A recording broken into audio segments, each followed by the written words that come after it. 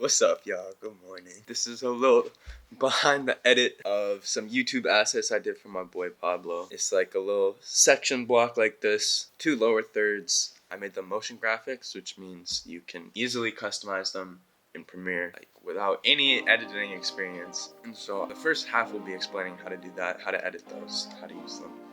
And the second half is going to be me breaking down how I actually made the shit in After Effects, which is a little more complicated, a little more difficult. So for that first part, I'm gonna leave the motion graphics download files in the description. And the second half is breaking down how I actually did the edits. And that's a little harder. That's like After Effects. That, if you've never used After Effects, that my commentary might confuse you. But I mean, you can follow. I like pausing and shit. But anyways, that's what the second half is. And for that, I'll also leave the project files in the description. But here we go. Alright, so first off, once you're in Premiere, you have, your sequence, whatever. You have your video in here. Go over and make sure this graphics tab is selected. Go over to browse, and then down here, press on this little icon thing, the import thing. Go to whatever file you have your stuff saved on, whether it's in your folder, like your desktop, your downloads, right? Then go over and video assets. It should be a MOGRT file, motion graphics, I think. And click on ones, import them one at a time. I already have them in, so I'm gonna say no. You shouldn't have that little pop-up. Then they're called Pablo, so I did them for Pablo. Well, let's start off with this section header. So that's what it looks like. So the first thing you want to do is just position it before you worry about it. So what you want to do is make sure that you don't get these black bars, and that happens by timing when you put the transition. So here is where the black comes up. What I do is a cut, and then go back and drag that cut to the end of the first clip. So now, now you go. There's no black here, right? You don't see the black. And then go ahead, delete that, and drag it out. Just so you don't have too many unnecessary layers. And then this is just pretty straightforward to edit. If you click on the layer, go over to graphics, and make sure this edit tab is selected. So the background are these little big blocks. So pretty self-explanatory. You can just change the color. These wipe colors are what these are. The wipe one is top one, bottom one. And then you can change the text too. For this, let's say, I don't want it to be blue. I don't think that looks that good. And then subtext, setting. And here, if you want to change the positioning, you can, or the scale, you can as well. But I don't want to. And then what you want to do is this I have set for pretty long. Once you've customized how you want it to look, let's say I only want this section to last like half a second. I'll go cut out this middle block and then drag the end. And so here, so here, when does it start to white? So again, you want to make sure that, wow, I timed that perfectly, that you want this next incoming video layer to start right as this wipe starts to come down. Okay, I think that makes sense. You have a section break. Now you want to add lower third. These ones are pretty simple. They're pretty much the exact same thing for the two ones. So I'll show this one. Just drag it to where you want it to be. Again, click on it, go to edit. I have long bottom and short top. Pretty self-explanatory. The short top is this top one. So go change it. Let's say this is a tip video, tip number 1. So that's this top one. You can adjust the bar height if you want to do that, or the bar width that you want it to be a little tighter. And then you can move this bar position over so it lines up with here. And then you can edit this bottom bar, the text. Let's say stay hydrated. It's the tip.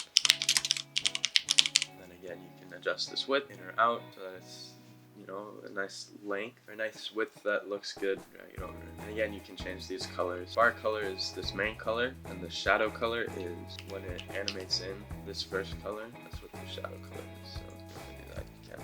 But yeah, that's how to use the lower thirds, and then this last lower third, it's literally just the exact same thing as the one I just showed you. There's not a motion graphics file for the YouTube outro thing, so that I'll be explaining at the end of this next section that's coming up. The reason there's not a motion graphics for that is motion graphics you need to export with shapes only, and so with this is fine because these are just rectangle shape layers in After Effects. But with this outro that I show at the end, there's, like, as you can see, there's the Instagram logo and like the Twitter logo, so that won't do. But hopefully that helped, a little background. So if nothing else, that's how to use these assets. You can download them below. But now, moving into the next section. And for this next section, all the project files are in the description.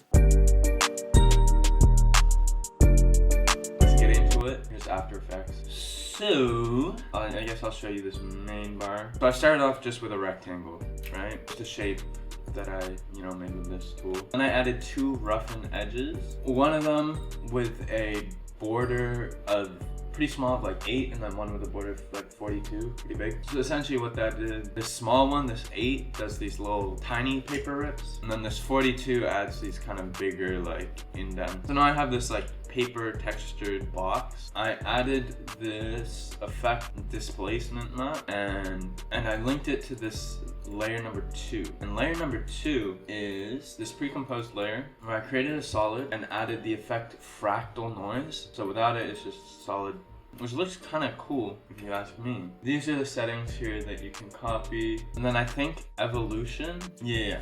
So then evolution, I went and alt-clicked on the little keyframe for evolution and typed in this little equation, effect fractal noise 24, which basically just animates out the effect like every second.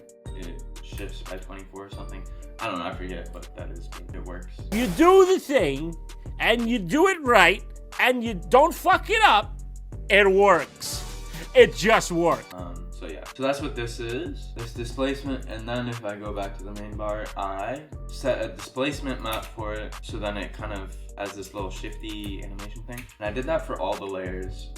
Like the text has it, oh, that's not text.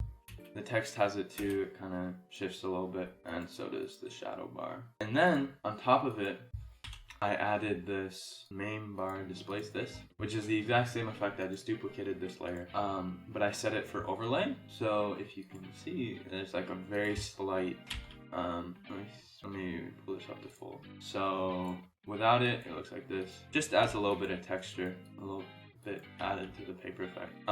So yeah, and then the last thing I did was just animate out the scale. I pressed this little link.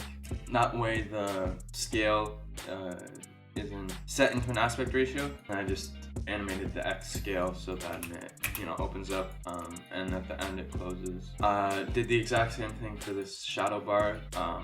It's just the keyframe is offset a little bit by like half a second. And for this text here, I duplicated this main bar layer, put it on top, and created an alpha matte so that when it animates out with the bar, if that makes sense. So yeah, that's this lower third. I'll include project files, I think, in the link below, because I'm cool like that. Did the exact same thing for this. Just duplicated a second one, and yeah, for the section, this one is really simple. Just created 3 big solids. I have them pre-composed because I have the same displacement effect, but really it's just 3 solids, and I animated the position, so it starts at the bottom, goes to the top. Make sure you go to keyframe assistant with any keyframe pretty much ever, and do easy ease, just so it's a little bit smoother. Here's what the sequence goes, is this bottom one goes up, and then this one goes out like half a second later. So bam, and then the last is this, which comes from the top and wipes down. Wow! That, and then at the end it just goes from the top, animates down. Super simple position keyframing. And then the text, if I open the text, this is a copy of that last top layer, and it's just set to alpha matte, so then it, comes out with the same displace effect that I talked about earlier to get the text to be all, shifty. Yeah, that's pretty much it. The last thing, I guess, to talk about is the font. So this is actually Pablo's handwriting, which is a nice little personal touch.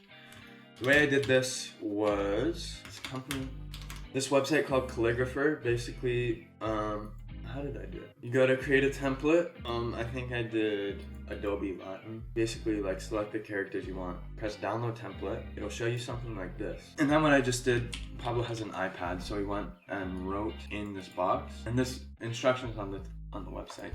Basically just wrote in this box, and I uploaded this, and it gives me a font file to download. But yeah, that's about it. I think I paid for this. I don't remember. There's some Calligrapher is free. I forget. There's some features that are paid. I think it's to have multiple fonts you have to pay, which I did. It's like $3 a month or something when I bought it. But yeah, that's it. Custom font, custom lower thirds, sections, and outro. Yeah, that's behind the edit. Your boy J Mitch, Pablo, YouTube assets. So that's that. As for how I turn this After Effects layer into an Essential Graphics file, that I'll show another day, but that's the basic of how to edit this and how to make the effect in After Effects. I'll do a separate tutorial on how to make things motion graphics. If I've already made it, then it'll be here right now. But yeah, hopefully that helps.